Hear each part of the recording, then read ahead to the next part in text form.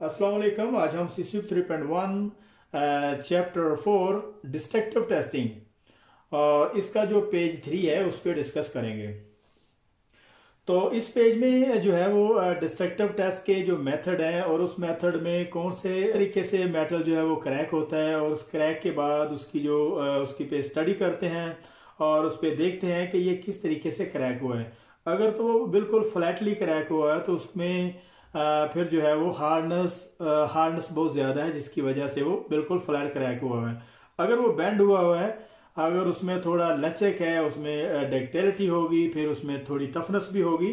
तो ये सारी की सारी जो चीज़ें हैं वो मेंशन की हुई हैं इस पेज में। तो चलिए शुरू करते हैं।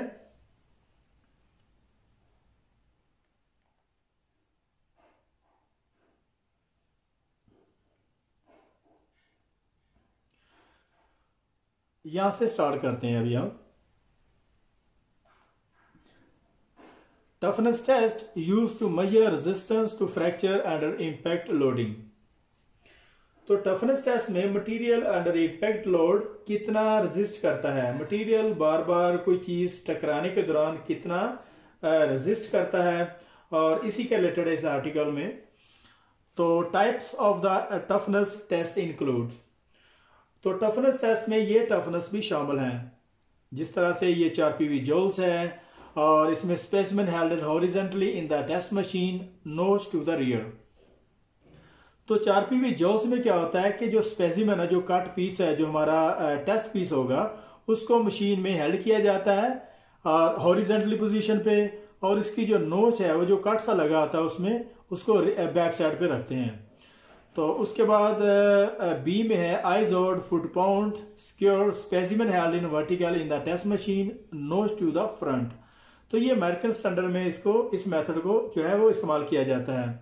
और इसमें क्या होता है कि जो कट पीस है, जो हमारा टेस्ट पीस होगा, उसको वर्टिकल पोजीशन में मशीन में रखते हैं और इसका जो नोच है वो फ्रंट साइड पे, जो कट सा लगा होता है उसको फ्रंट साइड पे लगाते हैं।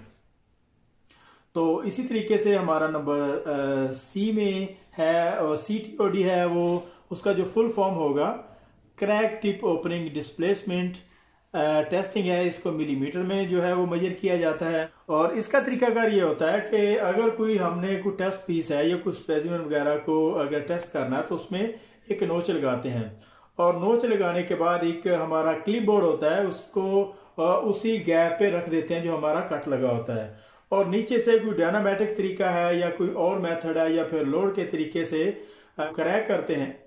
और जैसे जैसे वो मजीद वाइब्रेशन से या डायनामेटिक तरीके से या किसी और मेथड से उसको क्रैक करते हैं, और जो क्लिप बोर्ड होता है वो उसी साइज से उसका जो मिलीमीटर उसमें का साइज बढ़ता जाता है, और जब वो कंप्लीटली तौर पर क्रैक हो जाता है तो फिर उसको जो है वो मिलीमीटर में उसको मेजरमेंट किया जाता है।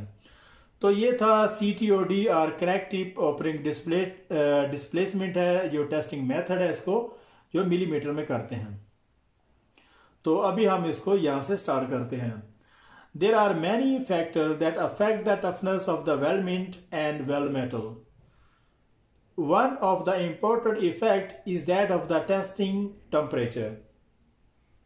वो ये कह रहा है कि बहुत सारे फैक्टर ऐसे हैं जो वेल्ड मेटल और वेल्डमेंट की टफनेस पे इफेक्ट करते हैं, और इनमें से इंपॉर्टेंट इफेक्ट जो है वो टेस्टिंग टेम्परेचर है। यहां से अभी हम स्टार्ट करते हैं। The 4 PV and Izod test, the toughness is assessed by the amount of impact energy observe by the small specimen of the 10 mm square during fracturing by the swinging hammer. यहां तक तो वो ये कह रहा है कि जैसे हमने 4 PV ऊपर ये यहाँ पे पढ़ा है और आइजो फुट बाउंड में पढ़ा है, तो उसको क्या करते हैं कि वो एक हथौड़े की मदद से स्पेसिमेन को ब्रेक कर देता है, जिस तरह से हमने ये नीचे यहाँ पे देखा है। तो इसमें क्या करते हैं कि ये जो रिलीज लीवर है, और जब इसको लूज करते हैं तो ये हैमर जो है ये आग को टकराता है, ये यहाँ पे टकराता है, यहाँ पे आके तो ये ब्रेक हो जाता है। तो ये दोनों मेथड पे इसको इस्तेमाल करते हैं, 4 PV में और आइजोड फुट पाउंड में भी। तो इसमें क्या है कि 4 PV and Izod test, the toughness is assessed by the amount of impact energy observed by small specimen of the 10 mm square during fracture by the swimming hammer। तो ये क्या इसका फंक्शन है। तो अब हम इसको हिंदी या उर्दू लैंग्वेज में कन्वर्ट करते हैं। 4PV और आइजो टेस्ट की टफनेस इसको इस तरह से असेस करते हैं कि जो स्पेसिमन जो टेस्ट मटेरियल है इसने इम्पैक्ट एनर्जी कितनी ऑब्जर्व की है। जो 10 मिलीमीटर स्क्वायर का स्पेसिमन है इसने कितनी एनर्जी ऑब्जर्व की है, जो हथौड़े वगैरह से लगाते हैं। और जो हथौड़े का वजन है और जो उसकी रफ्तार है वो सारी की सारी कैलकुलेटेड होती है, वो हम हाथ से नहीं लगाते। और वो झूलता हुआ एक हैमर आता है, वो आकर टकराता है मटेरियल से और मटेरियल ब्रेक होता है। तो बिल्कुल इसी तरह से जिस तरह हमने वो नीचे पिक्चर में देखा है। तो a temperature transition curve can be produce from the result. यहां तक, यहां से अभी हमने शुरू किया था, यहां से यहां तक। तो वो ये कह रहा है और टेस्ट पीस ब्रेक होने के बाद इसकी टफनेस और हार्डनेस को चेक करते हैं और जो रिजल्ट उसका होता है वो टेम्परेचर ट्रांजिशन कर्व जो उसकी मिलती है वो भी इसी तरीके से मिल जाती है।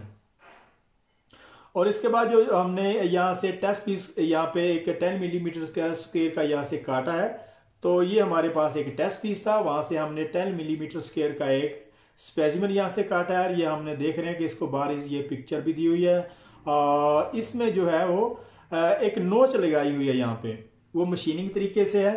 और इसका जो इंक्लूडेड एंगल है यहाँ पे एक साइड पे इसका डेमोन्स्ट्रेट दिया हुआ है, इसको 45 डिग्री इसका इंक्लूडेड एंगल होगा।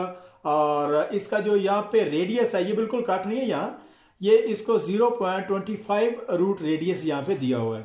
और इसकी जो डेप्थ है यहाँ से यहाँ तक, इसकी जो डेप्थ होगी वो 2 मिलीमीटर स्क्वायर होगी। तो ये एक मेथड है जहाँ पे 4PV और आइजो टेस्ट में जो आजमाया हुआ है। और इसी तरीके से बहुत सारी दूसरी नोचेस भी हैं जो और उनकी जो डिमेंशन है वो उसी तरीके से स्टैंडर्ड में दी हुई होगी। तो आगे से हम नेक्स्ट अभी देखते हैं। तो यहां से स्टार्ट करते हैं। The notch may be machines either in the weld metal fusion zone और हीट अफेक्टेड जोन, जिसको हैज भी कहते हैं, depending on which area zone is to be evaluated during the test. वो ये कह रहा है कि नोच को मशीनिंग किया जाता है और नोच को वेल्ड मेटल में या फ्यूजन जोन या हीट अफेक्टेड जोन में लगाते हैं और ये डिपेंड करता है कि किस एरिया का टेस्ट रिक्वायर है। तो यहां तक आगे the standard notches is 2 millimetre deep, 0.25 millimetre root radius and included angle 45 degree. Though other shape of the notches exist, example U with a relevant dimension given in the standard, a smaller version of this test is also available. वो ये कह रहा है कि नोच को machining किया जाता है और नोच को वेल्ड मेटल में या फिर फ्यूजन जोन या हीट अफेक्टेड जोन में लगाते हैं और ये डिपेंड करता है कि कौन से हमें एरिया की जो है वो मैकेनिकल टेस्ट चाहिए।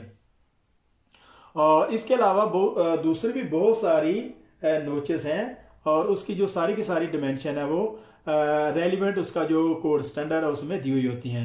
ए smaller version of this test is also available. एक छोटा सा एक डेमोन्स्ट्रेटेड है, छोटा सा एक वर्जन दिया हुआ है यहाँ पे। तो इसको देखते हैं कि ये किस तरीके से अप्लाई इसको करते हैं। तो ये एक छोटा सा एक डेमोन्स्ट्रेट है, एक वर्जन है। तो यहाँ पे टॉप पे है कि रिलीज लीवर और इसके बाद हमारा पेंडुलम लॉक है और जैसे ये रिलीज लीवर इसको लीवर को रिलीज करते हैं, ये पेंडुलम लॉक है जिसको हैमर हथौड़ा भी कहते हैं, ये यहाँ पे आके इस स्पेसिमन को टकराता है। यहाँ से ये स्पेसिमन की जो यहाँ पे जो इसको हेल्ड किया हुआ है, तो ये जैसे ये आकर टकराएगा इसे, टकराने के बाद इस पे जो फोर्स जो एनर्जी इस पे लगी है कि वो कितनी रफ्तार और कितने वजन और ये सारी की सारी जो चीजें कैलकुलेट यहाँ पे ये जो गेज लगी हुई है graduated scale of the joules observe energy. तो ये चीजें ऑब्जर्व करता है कि कितनी इस पे स्केल है, कितनी इस पे एनर्जी लगी है और उसकी रफ्तार क्या थी। तो ये सारी की सारी यहाँ पे मेंशन हो जाती हैं। तो इसी तरीके से जो है ये काम करता है। ये स्मॉलर सा वर्जन, इसको मैकेनिकल टेस्टिंग भी कहते हैं, डिस्ट्रक्टिव टेस्ट है। ये सारे का सारा मेथड इसमें जो है, इसमें टफनेस किस तरीके से मालूम की जाती है और इसकी जो हार्डनेस किस तरह से आती है। तो इसका मेथड आगे चलकर इसको मजीद तफसीलन इस पे डिस्कस करेंगे। तो फिलहाल यहाँ पे यही है कि अगर तो ये बिल्कुल जैसे मैंने पहले भी बात की है, इसको जब ब्रेक होने के बाद यहाँ से इसको अलग से इसको देखते हैं, अगर तो वो क्रैक हुआ हुआ बिल्कुल फ्लैटली तौर पे, अगर सीधे सीधे यहाँ पे वो क्रैक हो गया, उसको वो फ्रैक्चर हो गया, तो वो अगर तो ये सीधे सीधे वो फ्रैक्चर हो गया, बिल्कुल वो ब्रेक हो गया, तो वो हार्डनेस टेस्ट में आएगा। अगर उसमें थोड़ा लचक है, थोड़ा बेंड हुआ है, तो वो टफनेस टेस्ट, या फिर बाकी के मेथड है और डक्टिलिटी है या बाकी और दूसरी चीजें, तो वो देखने के बाद, उस पर ऑब्जर्व करने के बाद, उस पर जो है वो कंप्लीट तौर पे देखा जाएगा कि किस तरीके से वो ब्रेक है और कौन सा इसको नाम दिया जाएगा।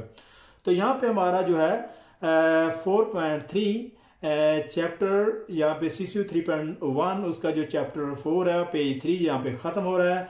और अगर ये वीडियो पसंद है इसको सब्सक्राइब करें, लाइक करें और बेल आइकन को प्रेस करें ताकि हर नई आने वाली वीडियो आपको मिल सके। तो मिलते हैं नेक्स्ट चैप्टर, नेक्स्ट पेज 4.4 में। तब तक के लिए अल्लाह हाफिज।